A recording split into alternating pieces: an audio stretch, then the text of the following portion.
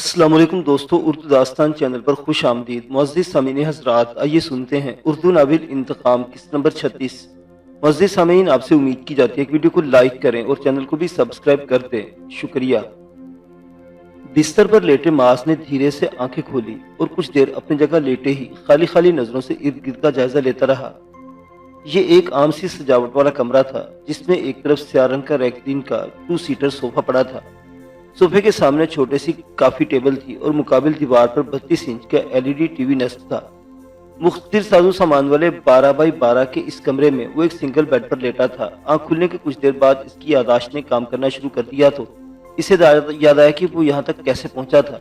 اس نے ٹیلی ویژن پر سعد کی اغوا کی خبر دیکھی تھی اور موٹر سائیکل کے مرر پر لکھے معاذ کم بیک کے الفاظ سے جان لیا تھا کہ سعد کا اغوا صرف اور صرف اس کی واپسی کے لیے کیا گیا ہے۔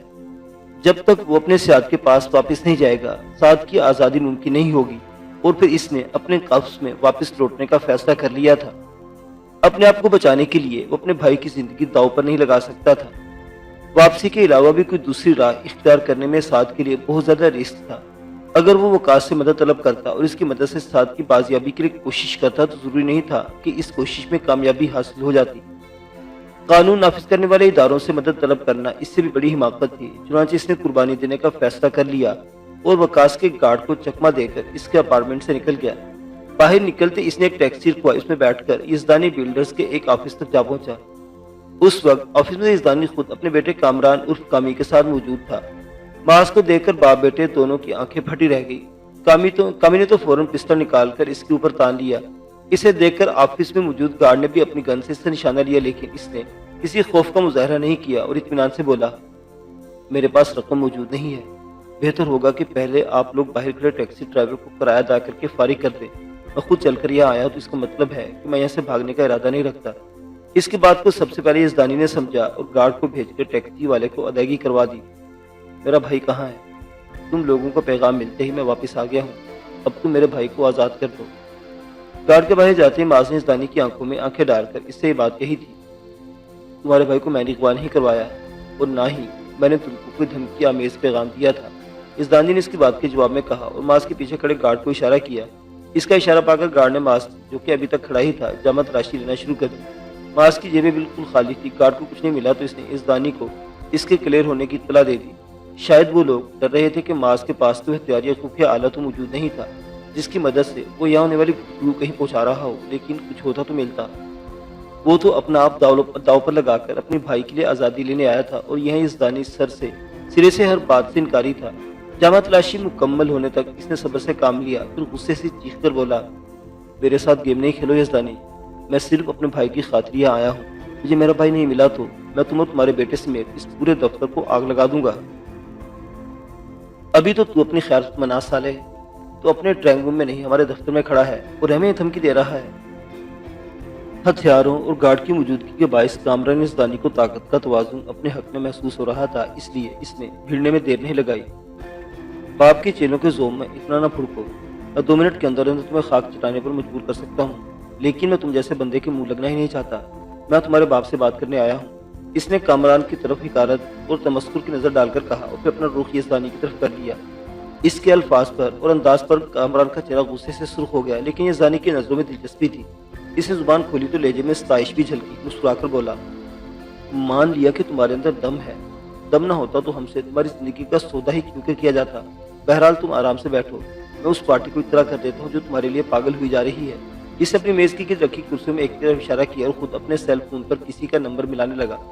کال ریسیو ہوتے ہی چہک کر بولا، آپ کی ترکیب کامیاب ہے میڈم، پنچھی لوٹ کر پنجرے میں واپس آ گیا ہے۔ اس اطلاع کے جواب میں دوسری طرف سے کچھ کہا جانے لگا، جس سے اسے غور سے سنا اور پھر فون بند کر کے ماں سے مخاطب ہوا، تھوڑی دیر میں تمہارے اصل میزبان یہاں پہنچ جائیں گے، اس وقت تک ہمیں خدمت کا موقع دو، ایک پیالی چائے پینے میں زیادہ وقت نہیں لگتا۔ ٹھیک ہے۔ معاذ اعصابی کشیدگی کا شکار تھا، چنانچہ یزدانی کی تنزیہ اور منافقانہ گفتگو کے باوجود اس کی پیشکش قبول کر لی۔ تھوڑی دیر میں چائے آ گئی۔ چائے سب کے لیے ہی تھی، لیکن 3/4 کپ خالی کرنے کے بعد اسے چکر آنا شروع ہوئی تو اسے اندازہ ہو گیا کہ اس کے لیے کوئی اسپیشل چائے لائی گئی تھی۔ اسپیشل چائے نے اپنا اثر دکھایا اور تھوڑی دیر میں وہ آنکھیں بند کر کے ہر طرف سے غافل ہو گیا۔ غفلت کی حالت میں کتنی دیر گزری اسے اندازہ نہیں تھا۔ آنکھ دوبارہ کھلنے کے بعد اس نے خود کو یزدانی کے دفتر کے بجائے اس کمرے میں پایا और हर बात याद आने पर अपनी जगह से फौरन खड़ा हो गया। कमरे के फर्श पर कालीन बिछा हुआ था। जब इस कालीन पर नंगे पांव चलता, वो दरवाजे तक गया, उसके हैंडल पर दबाव डाला। हैरत अंगेज तौर पर बिल्कुल खिलाफ तवक्को, दबाव डालने से दरवाजा खुल गया। दरवाजे के यूं खुल जाने से वो शुशुपंज में पड़ गया कि आया बाहर जाए या नहीं। एक पल के तजब्जुब के बाद वो दरवाजा बंद करके वापस पलट गया और सोफे पर जा बैठा। बाहर निकलने का कोई फायदा नहीं था। वो अपनी मर्जी से कैद में आया था और यहाँ से कहीं नहीं जाना था। ये बात इसका सियाद भी समझता था, इसलिए इसके कमरे का दरवाजा लॉक नहीं किया गया था। गुड मॉर्निंग मास, उठ के हो, फ्रेश हो जाओ और नाश्ता वगैरह करके फारिग हो लो, तो फिर मैं तुमसे तफसीली बात करती हूँ। इसे सोफे पर बैठे 1 मिनट ही गुजरा होगा कि कमरे में वही निस्वानी आवाज गूंजी जो पहली बार कैद के दौरान भी सुन चुका था। मेरा भाई, इसने हदायत को नजरअंदाज करके साथ के बारे में जानने की कोशिश की। हुक्म मानने की आदत डालो मास, जितना अच्छा घोड़ा हो इसे सिखाने के लिए इतनी ही मार लगानी पड़ती है। मुझे तुम्हें तकलीफ देते हुए अच्छा नहीं लगता। नरम लोचदार निस्वानी आवाज में अजीब सी सर महरी घुल मिल गई। मास को मजबूरन खामोशी इख्तियार करना पड़ी। हस्बे हदायत मुलिका बाथरूम में फ्रेश होकर आया तो 5 मिनट में ही एक मुलाजिम सूरज शख्स नाश्ते के लवाजमात से भरी ट्राली धकेलता वो अंदर ले आया। माज ने पिछली सुबह हल्का सा नाश्ता लिया था। इस वक्त इसे अब तक इसके पेट में कुछ नहीं गया था। बादल न खास्ता इसने नाश्ते का आगाज किया तो आहिस्ता आहिस्ता काफी कुछ इसके पेट में मुंतकिल हो गया। आखिर में इसने चाय की प्याली होंठों से लगाई ही थी कि अपनी हुलिये से डॉक्टर नजर आने वाला एक शख्स अंदर दाखिल हुआ। हेलो मिस्टर माज, आप कैसा फील कर रहे हो? डॉक्टर ने मुस्कुराते हुए इसे दरियाफ्त किया। माज को जवाब दिए बगैर इसकी तरफ सवाली नजरों से देखने लगा। आपकी सेहत का ख्याल रखने की रिस्पॉन्सिबिलिटी अब मेरे पास है। आपकी बेहोशी के दौरान भी मैंने आपको ट्रीटमेंट देता रहा हूँ। जख्मों को सुखाने वाले एंटीबायोटिक्स के अलावा मैंने आपके लिए ऐसे इंजेक्शन भी लगाए थे जो खुराक की कमी को कवर कर सकें। उम्मीद है कि होश में आने के बाद आपको वीकनेस फील नहीं हुई होगी। डॉक्टर ने दोस्ताना अंदाज में बताया तो इसे समझ आया कि तकरीबन 20-22 घंटे बेहोश रहने के बावजूद इसे नकाहत की महसूस नहीं हो रही थी और पेट के खालीपन के बावजूद वो खुद को चुस्त महसूस कर रहा था। जख्म भी पहले से बहुत अच्छी हालत में थे, यानी दौरान बेहोशी इसका भरपूर ख्याल रखा गया था। कुर्बानी के उस जानवर की तरह जिस चीज ज़िबा करने से पहले मालिक प्यार से खूब खिलाता पिलाता और खिदमत करता है। आप चाय खत्म कर ले तो मैं आपका चेकअप कर लेता हूँ। डॉक्टर बोलते हुए सिंगल बेड पर टिक गया। माज ने चाय खत्म करके कप रखा तो मुलाजिम ट्राली लेकर बाहर निकल गया। मुलाजिम के निकलते ही डॉक्टर अपनी ड्यूटी संभाल ली और इसके जख्मों का मुआयना करने के अलावा बीपी वगैरह भी चेक किया। अब आप पहले से मजीद बेहतर हालत में हैं। मैं खाने के लिए एंटीबायोटिक्स के अलावा फूड सप्लीमेंट भी दे रहा हूँ।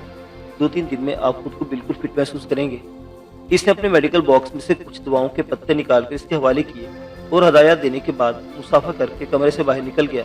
माज ने इसकी हस्बे हदायत दवाएं भी हलक से उतार ली तो कमरे के किसी हिस्से में मौजूद स्पीकर जाग उठा। That's like a good boy. तुम इसी तरह हमारी हर बात मानते रहे तो कोई नुकसान नहीं उठाओगे। मेरा भाई कहाँ है? मैं तुम लोगों के पास आ गया, इसलिए तुम्हें चाहिए कि फौरी तौर पर इसे छोड़ दो। माज के सब्र का पैमाना लबरेज होने लगा तो उसे तुरश लहजे में मुतालबा किया। सब्र डेर, थोड़ा सा सब्र करो। तुम्हें यहाँ तक लाना हमारी पहली कामयाबी जरूर, लेकिन अभी हमें तुमसे बहुत से काम लेने हैं और इन कामों के लिए हमें तुम्हारी फर्माबरदारी का यकीन होना चाहिए। बोलने वाला का अंदाज मायने खेज था। तुम्हें ये यकीन दिलाने के मुझे क्या करना होगा? अपने आप को मुकम्मल तौर पर हमारी गुलामी में देना होगा।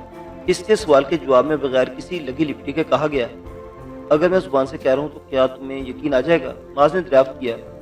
हमें यकीन दिलाने के तुम्हें आजमाइश से गुजरना होगा। कैसी आजमाइश? इसने जानना चाहा। फिलहाल तो तुम मुझे हर चंद सवालों के जवाब दो। नंबर 1, कीर्तन पर तुम्हारी जान कैसे बची? नंबर 2, डाकुओं की कैद से निकलने के लिए तुमने जो तदबीर इख्तियार की इसके पीछे क्या राज था? नंबर 3, तुम्हें हमारे दोस्तों की कैद से फरार करवाने वाला कौन था? तुम वहाँ से निकलने के बाद कहाँ और किसकी पनाह में रहे? सवालात करते इसके लहजे में हद दर्जे संजीदगी थी। वो भी संजीदगी से इसके सवालात के जवाब देते हुए बोला, कीर्तन पर मुझे मेरी खुशकिस्मती ने बचाया और मैं कबीले के लोगों की नज़र में आ गया। उन्होंने मुझे अपने ठिकाने पर पनाह दी और मेरा इलाज किया। वापसी में कबीले के सरदार ने मुझे कुछ अनोखे तहाइफ देकर रुखसत किया, लेकिन मैं अपने घर पहुंचने से कबल ही डाकू के हत्या लग गया। कैद के दौरान अपने अपने साथी कैदियों की जान बचाने के लिए मैंने सरदार के दिए तहाइफ को आजमाने का फैसला किया और एक पुड़िया में मौजूद ऐसा इस्तेमाल कर डाला जिसके इस्तेमाल से आदमी जिंदा होने के बावजूद मुर्दा महसूस करता है। डाकू धोखे मारे गए और अपने साथ मौजूद कैदी मियां बीवी को इत्तफाकन नारियल तोड़ने के लिए वहां चले आने वाले एक लड़के की बाइक पर फरार करवाने में कामयाब हो गया। इससे पहले मैं अपने फरार का कोई इंतजाम कर पाता, डाकू के पाकिस्तान पहुंच गए और मैं धर लिया गया। बाइक का मालिक लड़का तजस्सुस के बाइस वहीं छुपा रहा और फिर बाद में इसने कोई तरकीब लड़ाकर मुझे कैसे आज़ाद करवाकर अपने पास पनाह दी। वो लड़का कौन था? मैं इस लड़के के बारे में तफसील जानना चाहती हूँ। इसने गंभीर लहजे में सवाल किया। वो कोई अजनबी लड़का था میں خود بھی اس سے واقف نہیں تھا۔ معاذ نے اس سوال کے جواب دینے سے پہلو بچانے کی کوشش کی۔ وقاص کا نام لے کر وہ اسے مصیبت میں نہیں ڈالنا چاہتا تھا۔ تمہیں اس لڑکی کے بارے میں بتانا ہوگا معاذ۔ میں اس بات کو نہیں مان سکتی کہ کوئی اتنے دن تک تمہاری مدد کرتا رہا، تمہارا علاج کرواتا رہا اور تمہارا اس سے تعارف نہیں ہو سکا۔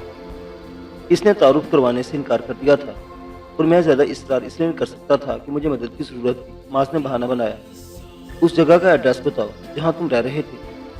اس بار سوال کرتے اس کے لہجے میں سختی تھی۔ ایڈریس مجھے یاد نہیں۔ وہ ایک اپارٹمنٹ بلڈنگ تھی جہاں مجھے نظر بندی کی حالت میں رکھا گیا۔ ٹیلی ویژن پر سعد کی اغوا کی خبر دیکھ کر میں چپکے سے وہاں سے نکلا اور جلد گھبراہٹ میں دھیان نہیں دے سکا تھا کہ وہ کون سی جگہ تھی۔ اس نے اس بار بھی پہلو بچایا۔ تم ہمارے ساتھ تعاون نہیں کر رہے ہو معاذ، اور یہ تمہارے حق میں بہتر نہیں۔ ہمیں اس شخص کے بارے میں لازمی جاننا ہے۔ بائک کی یہ بھی ہم نے اس کا کھوج لگانے کی کوشش کی تھی، لیکن وہ بائک ایک 65 سالہ آدمی کی ملکیت نکلی جس نے 2 دن قبل اپنے بائک کی چوری کی رپورٹ بھی لکھوائی تھی۔ اب صرف تم واحد شخص ہو جو ہمیں اس لڑکے کے بارے میں بتا سکتے ہو جس نے اتنی بڑی کارروائی اتنی آسانی سے کر ڈالی۔ یقیناً ایسی کارروائی کرنے والا وہ کوئی عام سا لڑکا نہیں ہوگا۔ وہ اپنے سوال کے جواب کے لیے بزید تھی۔ یقیناً ایسا ہی ہوگا، لیکن میں بتا چکا ہوں کہ اس نے مجھ سے اپنا تعارف نہیں کروایا، نہ ہی وہ کوئی مشہور و معروف شخصیت تھا کہ میں پہلے اس سے واقف ہوتا۔ وقاص کا نام لے کر وہ محسن کشی کا مرتکب نہیں ہو سکتا تھا، اس لیے اپنی بات پر قائم رہا۔ ٹھیک ہے معاذ، یہ تمہاری اپنی چوائس ہے کہ ہم تمہاری وفاداری خریدنے کے لیے وہ طریقہ اختیار کریں جو یقیناً تمہارے لیے تکلیف دہ ہوگا۔ نہایت سنگین لہجے میں کہہ کر وہ خاموش ہو گئی تو معاذ نے اپنے اندر بے چینی محسوس کی۔ پلیز میری بات سنو، مجھے واقعی نہیں معلوم کہ وہ لڑکا کون تھا۔ بے قراری سے اسے پکارتے اسے یقین دلانے کی کوشش کرنے لگا، لیکن کوئی رد عمل ظاہر نہیں ہوا۔ معاذ نے 1-2 بار اور کوشش کی، لیکن دوسری طرف ہنوز خاموشی تھی۔ اس خاموشی کا کیا نتیجہ ہوگا اپنے طور پر اندازہ لگانے کی کوشش کرتا ہوا وہ شدید بے قراری اور الجھن کا شکار ہو چکا تھا۔ ساتھ کے ان لوگوں کی قید میں ہونے کی وجہ سے وہ خود کو بے حد بے بس محسوس کر رہا تھا، لیکن اپنے بھائی کی خاطر وقاص کا نام افشا کر دینا بھی مناسب نہیں لگ رہا تھا۔ وقاص نے صرف انسانی ہمدردی کے ناطے اس کی اتنی مدد کی تھی، وہ اس کا نام افشا کر دیتا تو یہ ایک غیر اخلاقی حرکت ہوتی۔ تذبذب، الجھن، کشمکش اور اندیشوں میں گرفتار ہوئی چونٹی کی رفتار سے گزرتے وقت کو بتانے لگا۔ کئی بار پکار کر دیکھا کہ کوئی جواب آ جائے، لیکن کچھ نہیں ہوا۔ 3-4 بار دروازے تک جا کر واپس لوٹ آیا۔ دروازہ کھلا ہوا تھا، لیکن اسے معلوم تھا کہ اس کی ایک ایک جنبش کا جائزہ لیا جا رہا ہے۔ وہ کوئی بھی غلط قدم اٹھا کر ان لوگوں کو طیش دلانے کی حماقت نہیں کر سکتا تھا۔ سعد کی صورت میں اس کی بہت بڑی کمزوری ان کے ہاتھ میں تھی اور سعد کی خاطر اسے بہت صبر اور صبر سے کام لینا تھا۔ اللہ اللہ کر کے دوپہر کے کھانے کا وقت ہوا تو ملازم ٹرالی میں نمودار ہوا۔ میں تمہاری میڈم سے بات کرنا چاہتا ہوں۔ کھانے کی طرف نظر ڈالے بغیر اس نے ملازم سے مطالبہ کیا۔ میڈم جب چاہیں گی خود بات کر لیں گی، میں طے شدہ شیڈول پر عمل کرنے کے سوا کسی بات کا اختیار نہیں رکھتا۔ ملازم نے سپاٹ لہجے میں جواب دیا۔ ٹھیک ہے، تم یہ کھانا لے جاؤ، مجھے بھوک نہیں۔ معاذ نے بیزاری سے ٹرالی کی طرف اشارہ کیا۔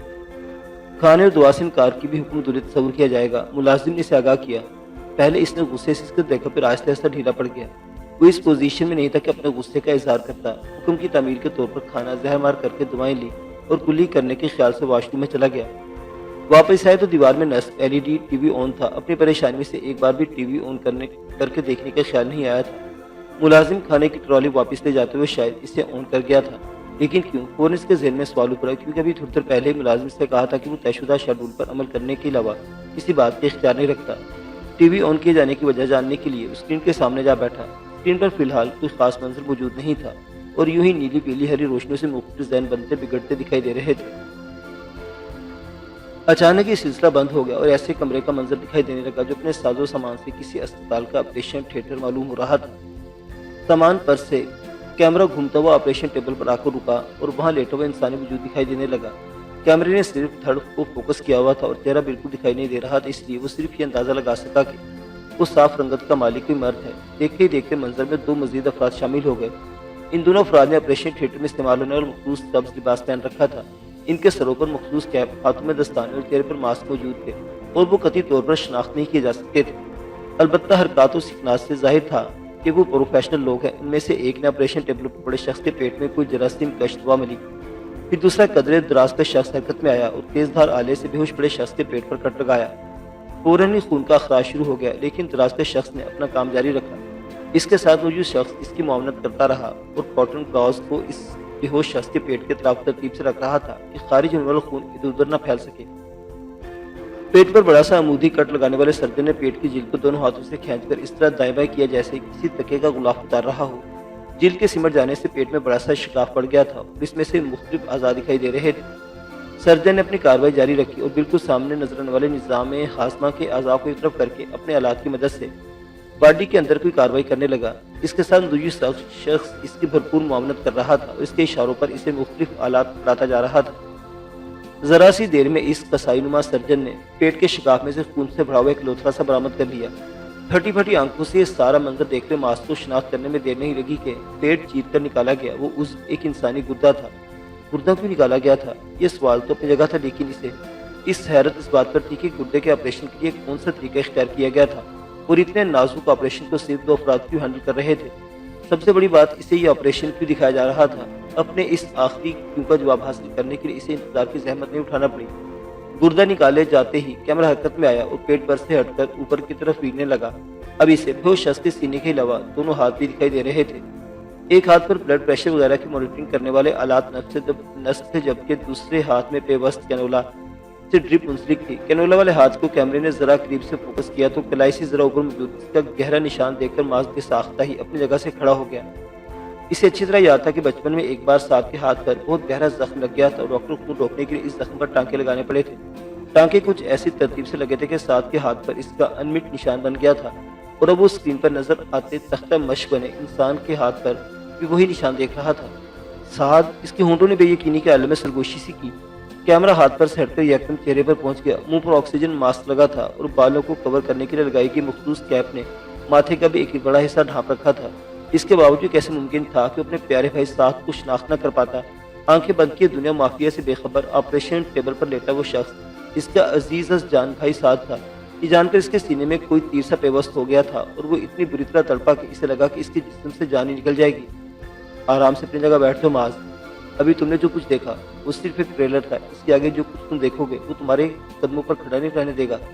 اچانک اسپیکر سے سرد مہر آواز ابھری اور اسے ہدایت دی، شو بیچ، یہ تم میرے بھائی کے ساتھ کیا کر رہی ہو؟ یاد رکھو تمہیں اس کا شدید خمیازہ بھگتنا پڑے گا۔ آواز سن کر معاذ آپے سے باہر ہو گیا اور زندگی میں پہلی بار کسی عورت کے گالی استعمال کرتے بلند آواز میں دھاڑا، زبان کو قابو میں رکھو معاذ، تم میرا کچھ نہیں بگاڑ سکتے۔ میں تمہاری پہنچ سے بہت دور ہوں لیکن تمہارا بھائی میرے رحم و کرم پر ہے، میرے ایک اشارے پر اس کا ایک ایک عضو اس کے جسم سے الگ کر دیا جائے گا۔ صحت مند جوان جسم سے نکلے اعضاء کی مارکیٹ میں بڑی مانگ ہے، ہم ٹکڑوں میں تمہارا پورا بھائی بیچ ڈالیں گے اور تم ہمارا کچھ نہیں بگاڑ سکو گے۔ اس لیے دھمکیاں دینے کے بجائے یہ سوچو کہ تم ہم سے اپنا بھائی صحیح سالم حالت میں کیسے واپس لے سکتے ہو۔ ایک گردے کی کوئی بات نہیں، ایک گردہ تمہاری اس حماقت کی سزا ہے جو تم نے مجھ سے مسلسل جھوٹ بول کر کی ہے، اور یہ ایسی کوئی سخت سزا نہیں ہے۔ ایک گردے کے سہارے بھی تمہارا بھائی زندگی گزار سکتا ہے، لیکن یاد رکھو تمہاری ہر حماقت اور سرکشی کی سزا تمہارا بھائی بھگتے گا۔ ہم گھاٹے کا سودا کرنے والے لوگ نہیں ہیں جو کسی بندے کو مارنے کے لیے اپنی گولی بھی ضائع کرے۔ ہم محنت کرتے ہیں تو اس کے دام کھڑے کرنا بھی جانتے ہیں۔ تم پر ہم نے جو انویسٹمنٹ کی ہے تمہارے بھائی کے اعضاء بیچ کر ہی وصول کر لیں گے اور تمہارے اعضاء کی فروخت ہمارا پروفٹ ہوگا۔ لیکن اس سب کی نوبت ہی کیوں آئے گی؟ تم سیدھی طرح ہماری بات مان لو تو سارا مسئلہ حل ہو جائے گا۔ تم اور تمہارا بھائی اپنوں کے درمیان واپس جا سکو گے اور وہ بیچارے مسلسل عزیز سے آزاد ہو جائیں گے۔ تمہاری ماں جو زندگی اور موت کی کشمکش میں مبتلا اسپتال میں پڑی ہے، اپنے بیٹوں کو پا کر وہ دوبارہ جی اٹھے گی اور تم لوگ ایک بار پھر خوش باش فیملی کی طرح رہنے لگو گے۔ اب وہ ایسے نرم لہجے میں اسے سمجھا رہی تھی جیسے اس سے بڑھ کر کوئی ہمدرد اور میزبانی نہ ہو۔ میری ماں کو کیا ہوا ہے؟ معاذ ماں کے اسپتال میں ہونے کی خبر سن کر بے چین ہوا۔ Heart attack. سعد کی اغوا کی خبر ان کے لیے ناقابل برداشت ثابت ہوئی۔